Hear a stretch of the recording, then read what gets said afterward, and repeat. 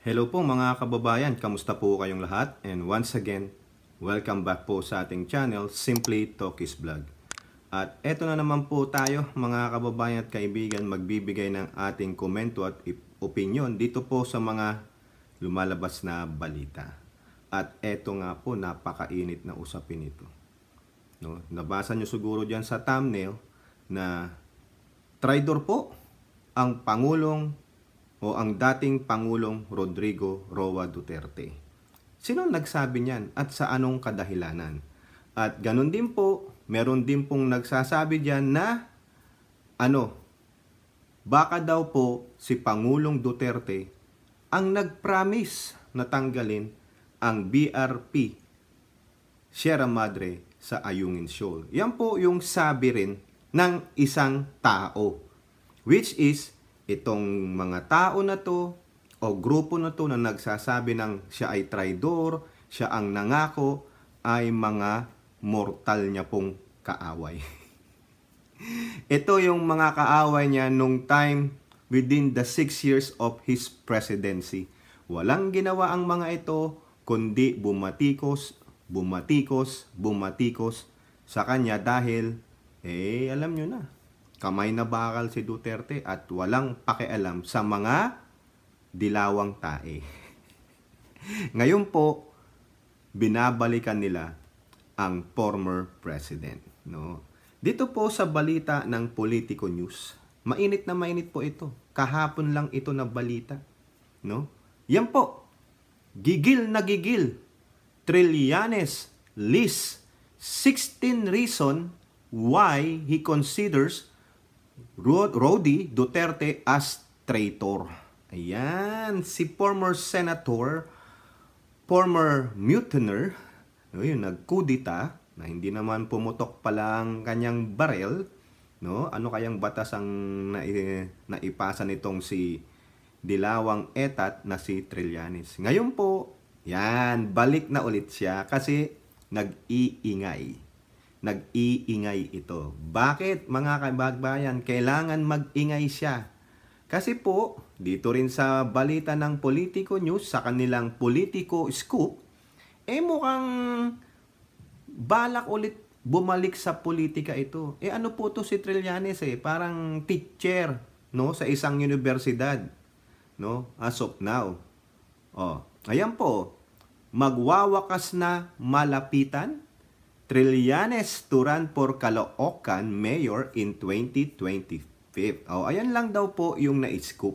No, mukhang balak niyang tumakbo pagiging mayor dyan po sa Caloocan. Good luck po mga Caloocan. Kung ito ang mananalo, ano gagawin nito?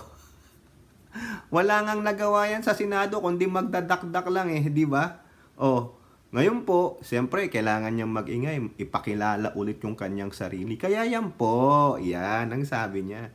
G na G, no? At naglista pa ng 16, abay, sweet 16. Ano yan? Gusto mo ulit maging bata, Trillanes, no? Traitor daw po. Traitor, si Rody Duterte.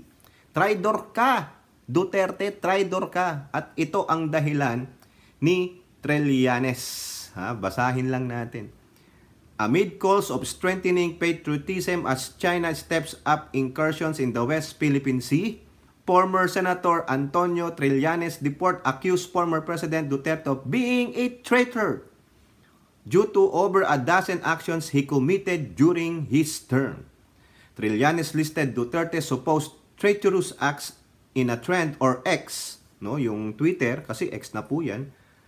He also provided screenshots of articles and video clips to back up his claims. Ayan daw po, punta kayo dun sa Twitter account ni Trillanes. Hindi na natin papakita yan dito.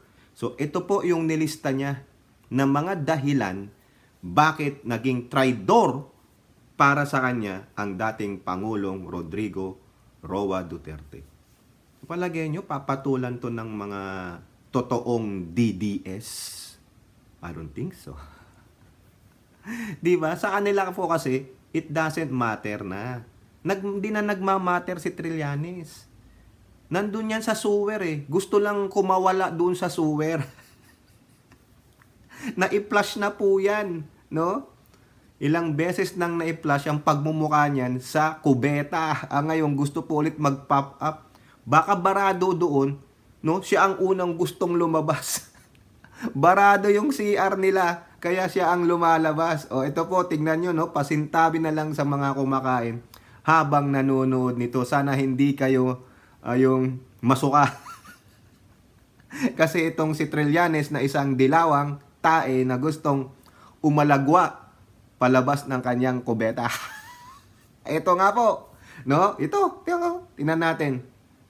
Isinantabi ang arbitral tribunal ruling.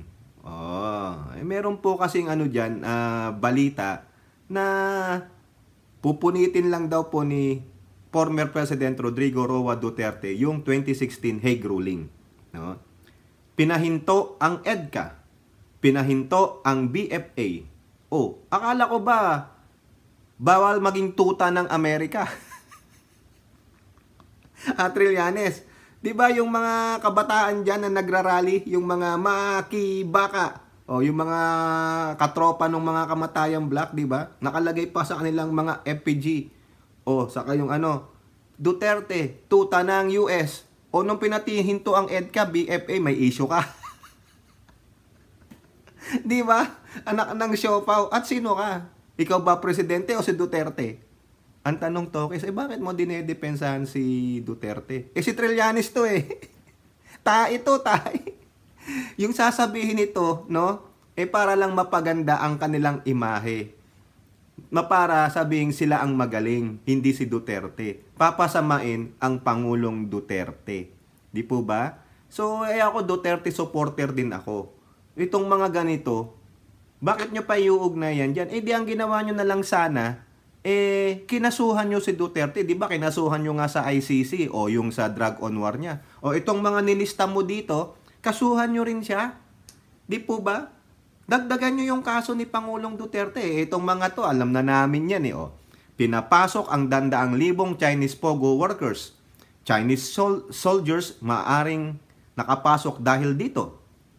Pinapasok ang Chinese telco. Pinili at nag-kickback sa Sinovac kahit ito ang pinakamahinang vaccine.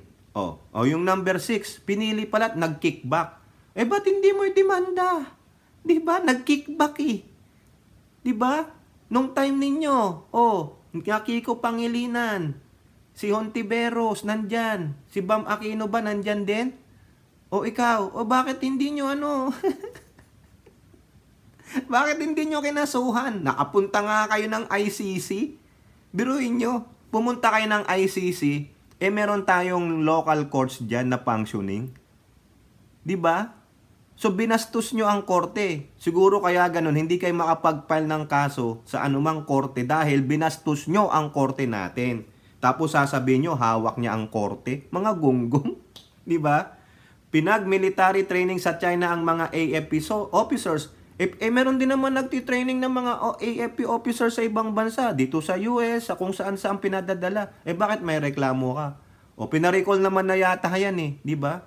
Lumabas lang naman tong issue na to dahil nga sasagalot natin sa West Philippine Sea. May sigalot na nga kayo dyan nung panahon ni Panot Bakit yan di nag-iingay dun? Di ba? Bumili ng military equipment sa China. Ang alam ko po karamihan Russia Israel. Di ba? Minura ang European Union. Kasalanan ba magmura? Pwede bang idemanda mo siya nung minura niya ang European Union? Ano naman kung murahin mo ang European Union? Namatay ba lahat sila? Sinabing makikipag-alyansa sa Russia at China, ano naman pakin ninyo? Di ba? Yun ang gusto niya Di ba? Sana kinontra nyo. Sana nag-file kayo ng resolution that the President cannot have an alliance with these countries. Di ba? Sinabing humulay siya sa US at kumampi sa China. So what? Yun ang kanyang foreign policy. He is the chief executive of the land. Ano pakialam mo? Sino ka ba? Di ba former mutineer ka?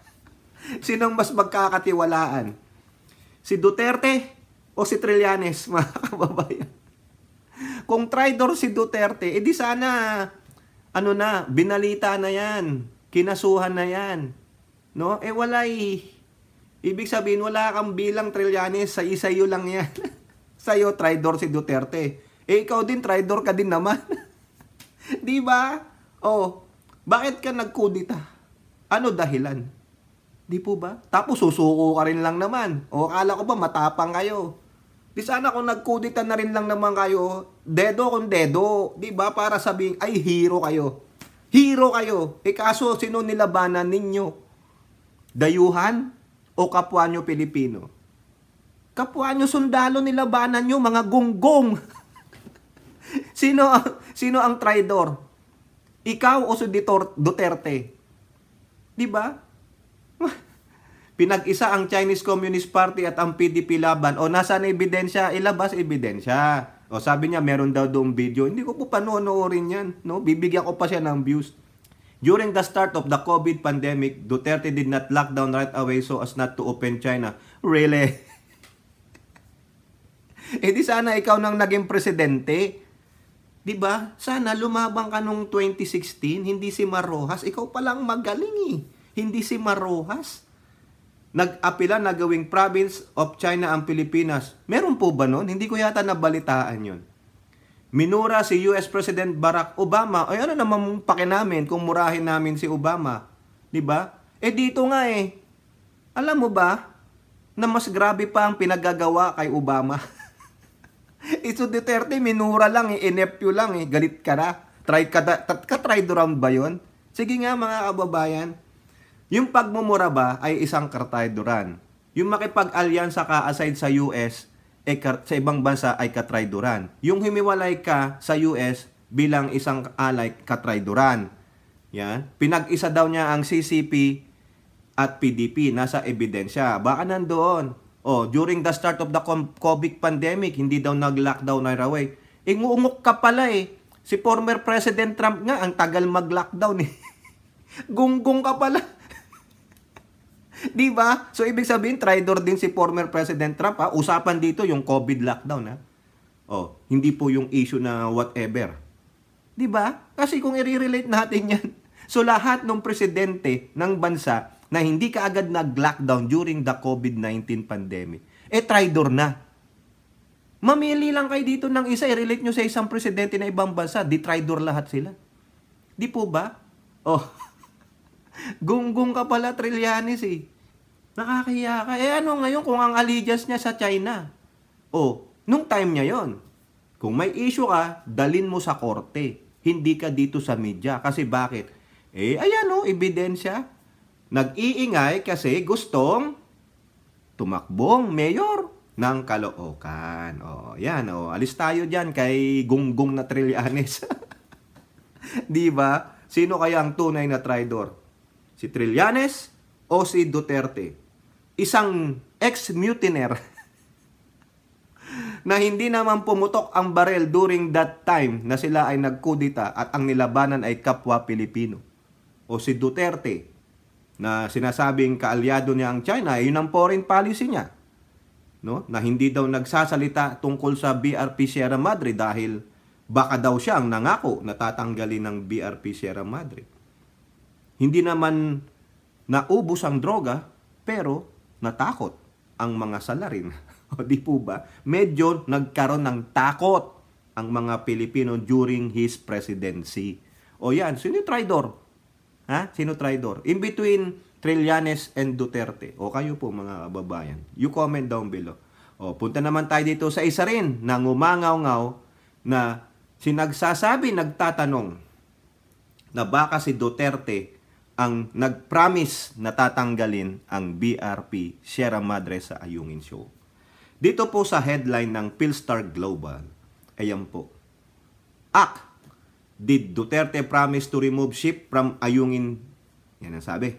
Sino ba yung act na yan? Ito po. With two past presidents having already issued categorical denials, former President Rodrigo Duterte is the only one left that may have made the promise to China to remove the BRP Sierra Madre from Ayungin Shoal. Ito po ang sabi ni House Deputy Minority Leader, ACT Teachers Party List Representative Franz Castro. O di ba alam na this. Alam na this. Isa din yan. Makibaka. O, di ba? Yan pa nga yung may larawan na may mugshot. Paano rin to pagkakatiwalaan tong gaga na ito? Itong biatch na to, paano pagkakatiwalaan to? Walang ginawa itong mga to, yung kasama niyang mga kamatayang black diyan sa Kongreso na si Manuel at Brosas, kundi ngumaw-ngaw, sumausaw sa issue. Imbis na sumausaw ka sa issue na ito, no, na BRP Sierra Madre sa Ayungin, gumawa ka ng batas paano mapapabuti ang kalagayan ng mga nagbabantay doon sa Ayungin Shoal at pagandahin ang BRP Sierra Madre.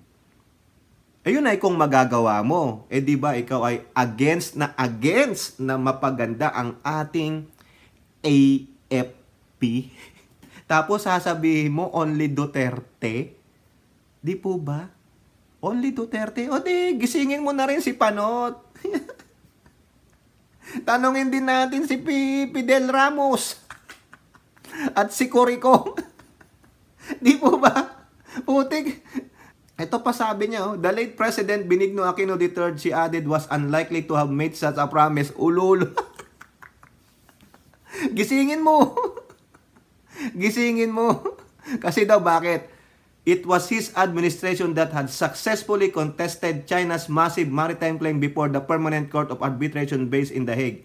She said even President Marcos has disowned such a move. Aba? Pinapabango niya na ang Presidente Marcos Talaga kasi galit siya kay Duterte. So ayun ba yung accomplishment ni Panot? Totoong accomplishment kung yan ay mai-enforce na. Di ba? Castro recalled that on May 6, 2021, Duterte called the country's arbitral victory a piece of paper that he can throw away in the trash. Opo, sinabi niya po yun. Nabalita po yun. Di po ba? The lawmaker also pointed out that Duterte had even met personally with Chinese President Xi Jinping in Beijing, but what they have discussed still has to be disclosed. Kung con-ep yun confidential.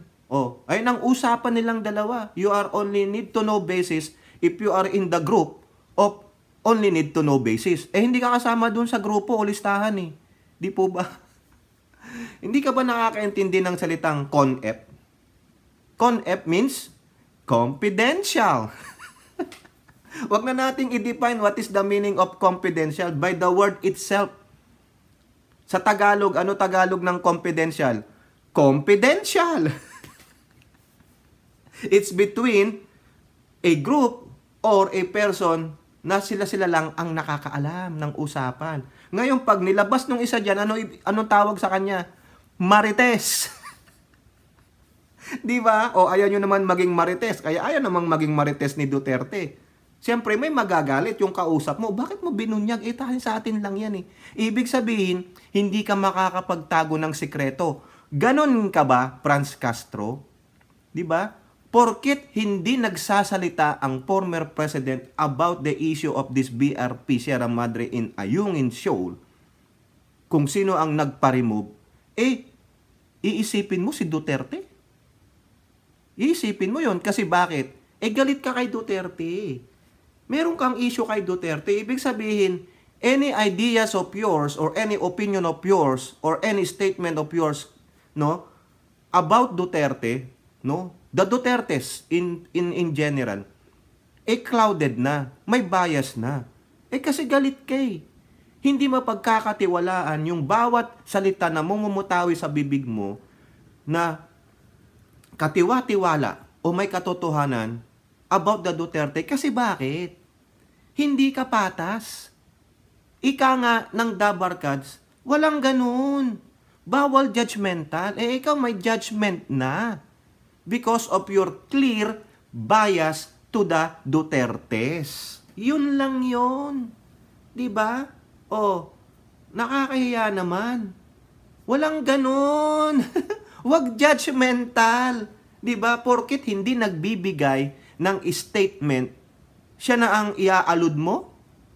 Di po ba? You are alluding that former President Duterte is the one who promised to his friend Chinese na tatanggalin ng BRP Sierra Madre. Hindi nga binanggit ng China Diba? Tapos, Iaalud mo kay Duterte? Porket nagsalita lang yung former two presidents at si current President Marcos, sasabihin mo kay Duterte na? Uwe, maglabas po ng ebidensya. Di po ba?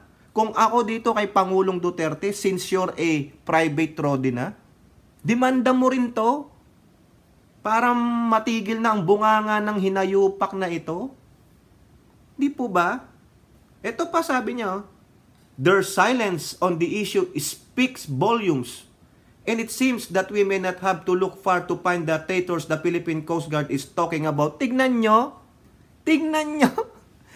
Ibig sabihin yung hindi nila pagsasalita against the issue ay speaks volumes. Ibig sabihin sila na. Ganun ba? Parang ako ayaw ko lang magbigay ng aking opinion sa bagay na yan kasi ayaw kong ma-involve. At wala rin akong alam. Ayaw ko na lang magsalita. Baka mag-cause pa ng iba. Mag-cause pa ng rip. Pero sa ibang tao, yung pananahimik ko, ako ay involved. Ako ang may kasalanan. Gago. Very libelous yan, mga kababayan. Pwedeng magdemanda dito ang Duterte. Diba? Eto pa. She added, it is also Duterte who has the longest list of instances of sleeping with China. Tingnan nyo. Ay, nako. Di ba?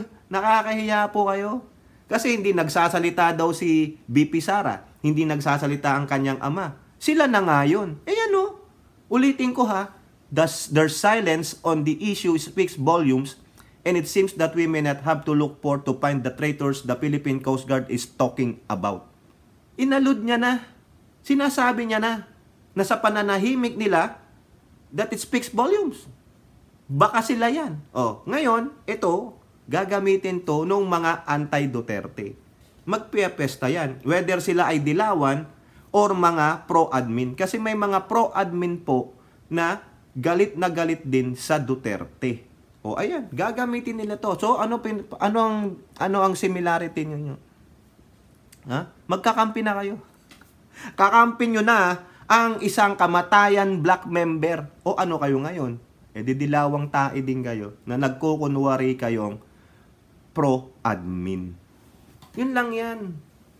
Ang Pangulong Duterte, ang Pangulong Marcos nga walang sinasabi about the Dutertes kasi kaalyado niya. Tapos yung kaalyado niya, sisiraan nyo, gagamitin nyo to.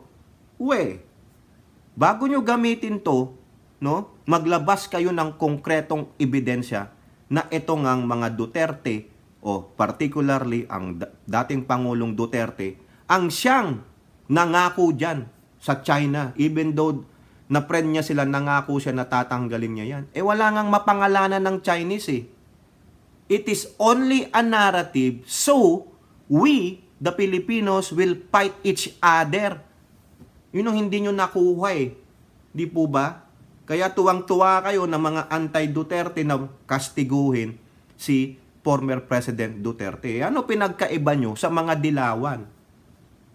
Kasi pro-admin ako sasabihin nila. Yun lang yun. So ano na ngayon ang pro-admin? Dilawan na rin?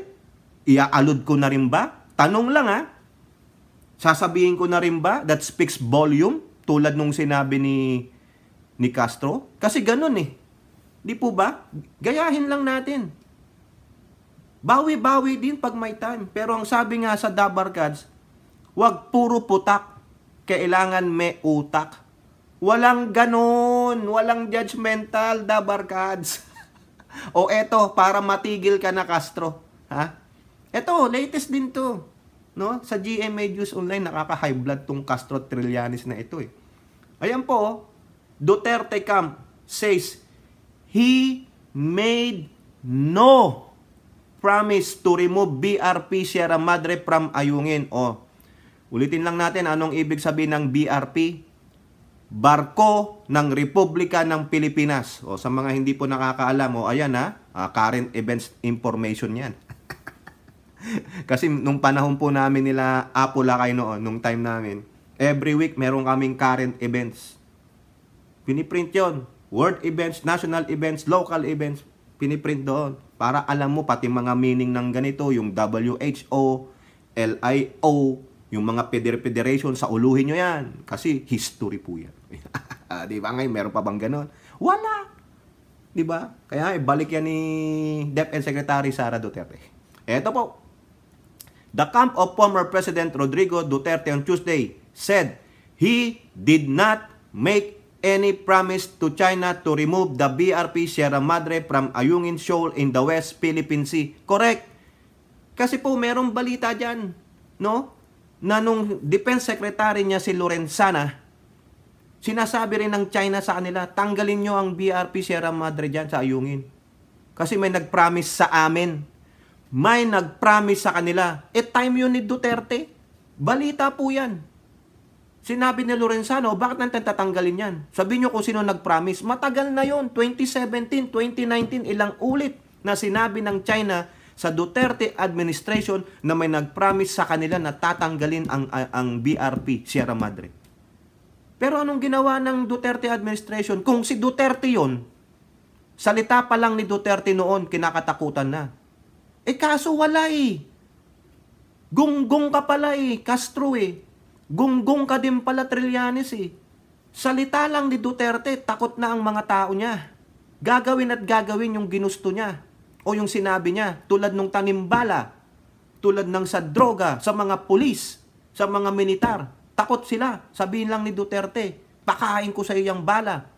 Di ba? Nahinto ang tanimbala sa paliparan. Ayun pa kaya, utusan niya ang mga kasundaluhan na tanggalin yan? Utusan niya ang Coast Guard na tanggalin yan? Nasaan? Wala. Ilang beses na ni-request ng Chinese government during Duterte's time na tanggalin yan. Anong ginawa ni Duterte? Tight-lip. Walang nailabas na pangalan noon pa ang Chinese government kung sino yan. Wala silang nailabas na dokumento kung sino yan. Tapos sasabihin nyo, baka you are alluding because 2 presidente o 3 presidente ang nagsabi na hindi sila?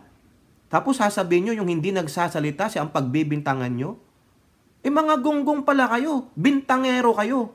Hindi lang kayo sinungaling, bintangero pa kayo. Ito na ang sabi ng kanyang former Executive Secretary Salvador Medaldia. Quote, no promise whatsoever was made by FPRRD to remove Sierra Madre from Ayungin Shoal.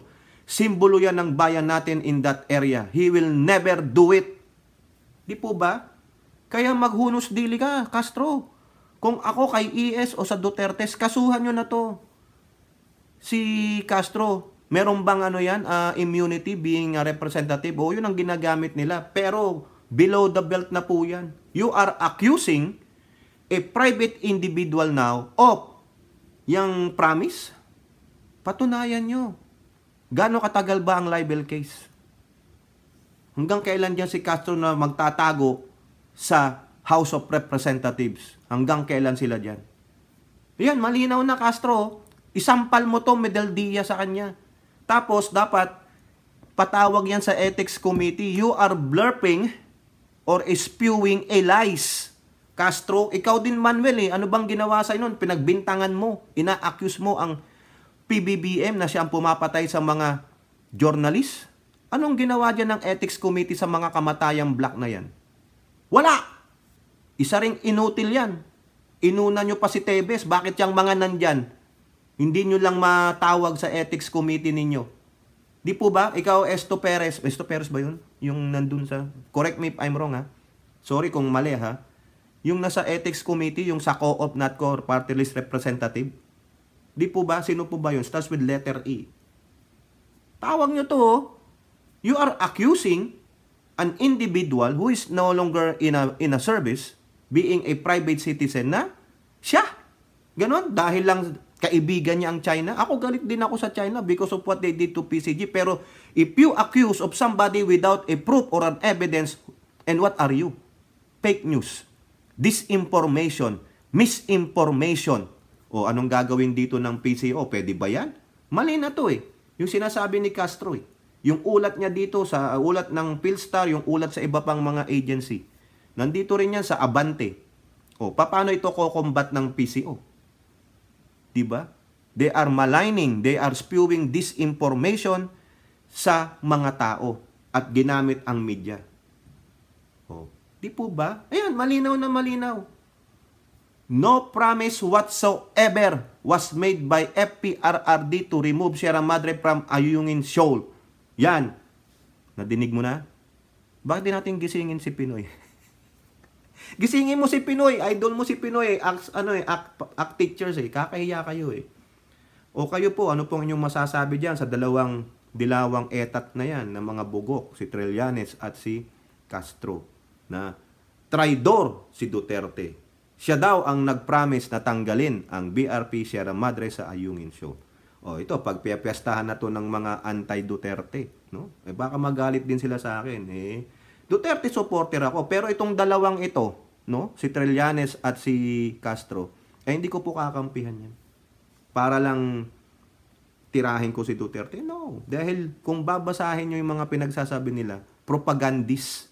O, di po ba? Mga kasinungalingan. Dahil nga po, sila po ay unfair, bias, clouded.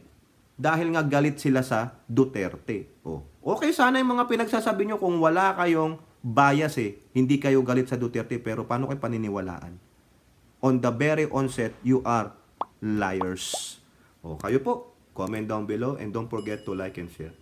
Hope to see you on the next videos. Bye-bye. God bless.